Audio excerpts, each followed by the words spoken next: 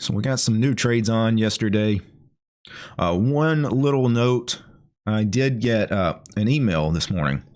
I got an email from Tasty, a PDF prospectus of QQQ, which is kind of weird because a lot of times when they email you a prospectus, it's because you own shares of stock. Because every quarter I get a prospectus on SCHD because I've got those shares, and SPYG because I've got those shares.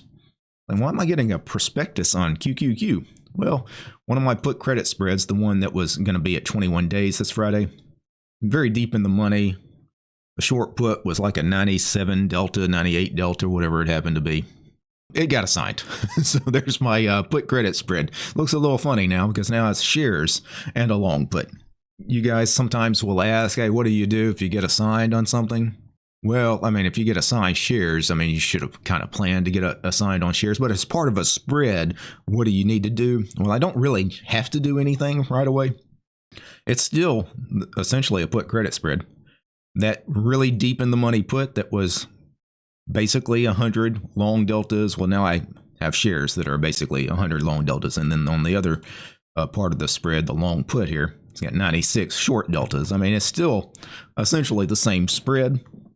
The big difference, though, is this costs me a little bit more to hold because the long shares cost considerably more money than holding the option. Now, so this increased my buying power a little bit. Not crazy huge, you know, but it did increase my buying power a little bit. So the problem here is obviously the shares cost a little something, but they don't cost as much as you might think. You might think, well, QQQ's about a $500 stock, right? So it's $50,000 to hold 100 shares. You got to put up half of it typically in a Reg T margin account, $25,000. Didn't have to put up $25,000 to hold this position. I think my buying power requirement on this position right now is about $5,000. When I said only $5,000, it's because I've got this long put that's already in the money. I can't lose any more than what I've lost on this because again, I've got the put. Right, since it's already $30 in the money, right? So I'm kind of already capped my loss to the downside. This was even as a put credit spread with the actual short put option. It was already at the max loss anyway. I'm still essentially at the max loss on this position. So what do I need to do? Well, I could close this. Or I could just hold on to it for a little while if I wanted to. It's taking up a lot of buying power. There's no real point in holding on to it. I mean, could the position come back to me? Could QQQ go back up? Yeah. And if it did, I would, lessen my loss possibly by 100 or 200 bucks. Is that worth it to hold, a position that's costing me about $5,000 in buying power? Maybe, maybe not. But if it was a situation where, your buying power was impacted in a big way, all you would do as soon as the market opens in 3 minutes, this was a losing position anyway, just immediately close the whole thing, the shares and the long put, and get out of it. And then you don't have to worry about your buying power. Your buying power immediately goes back to what it was before. You don't have to worry about potentially any kind of margin call. Even if you got above 100%, you have essentially till the end of the day today to do something. So what you would need to do is this position that got you above 100% buying power, close that position. Now, one thing that does change now when you get assigned shares on like this spread here, the one difference with this position now by holding the shares is on the way up, this will always remain 100 long deltas, where with options you have a dynamic delta. It changes. Like if this was a short put, I might have 100 long deltas right now because it's so deep in the money. But as we go up, that 100 delta put will become a 95 delta put, a 90 delta put, a 85. Like it'll change. In this case, though, with shares, it'll always be 100 long deltas. So you are potentially, if you did get an up move, you would erase your losses a little quicker by holding the shares. Also, you get to keep the shares, potentially, right? There's no time limit on shares, but there is a downside. Very big buying power requirement, especially on something like QQQ. Walmart has an IV rank of 54, usually has very low IVX, yeah. Doesn't report till May 15th, though. That's nearly 2 months away. How has Walmart been lately? Well off its all-time highs, which most things are going to be off their highs because of the sell-off in the market. I sold a strangle here. 131 credit on a buying power reduction of 862. That's not terrible, especially considering the IV, being a retailer, it's not typically not going to get very juicy premiums, but this is actually not bad. Probably not something I'm going to put on, though. I'm not desperate for a trade. Palantir. What's Palantir doing these days? Yeah, well off of its high it made. This has a lot of meme stock potential here.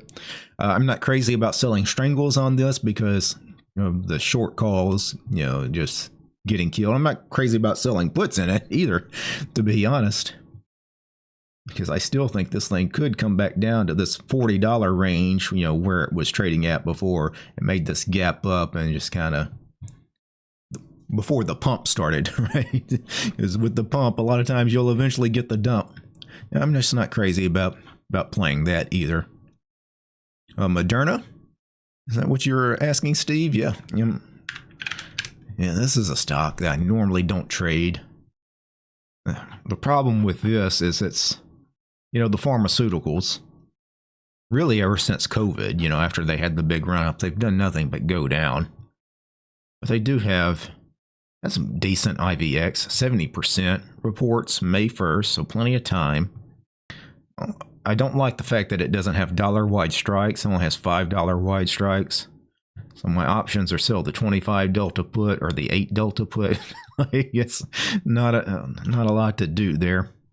Bid-ask spreads are also kind of wide. That 25 delta put had a 30-cent bid-ask spread. Yeah, I think I'll pass on Moderna. But it had like $2.50 wide strikes or even $1 wide strikes. I could probably find something to do there. Find some nice ETFs to trade. ARKK, that's one I haven't traded lately. It always has really good IV. I typically do strangles in this, and they typically do all right.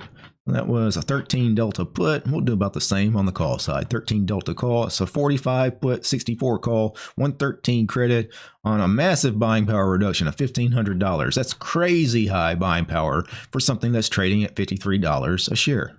Why in the hell is the buying power in ARKK so high? It's an ETF. It's a basket of stocks. So it shouldn't be that risky. I mean, it doesn't have single stock risk. Yeah, I'd like to trade it, but the buying power is kind of crazy. If I sold like 2 contracts of this thing, which is kind of what I'd want to do, receive about $2 credit, $3,100 buying power reduction. That's just insane. For $50 stock. I should email Tasty and ask them about some of these crazy buying power reductions. Not something I would normally trade. GME, barely a real company, right? It is trading at $25 a share, so it's well off its lows. I mean, it was trading under $20 just a few months back, but also well off its highs. It got up to $34 a share. And because of the meme stock potential, I don't love selling strangles on something like this. This might be something you just take a directional shot in. What do you think? Buy a put, buy a call? We flip a coin, and whatever the coin says. I actually don't have a coin. All right, first person in the chat. Long put, long call. You guys decide. You guys don't decide, I'll have to come up with some kind of random number generator. So let's buy the 26 put, a 48 delta for 122. And we're taking a directional shot in GME. There we go. For $100.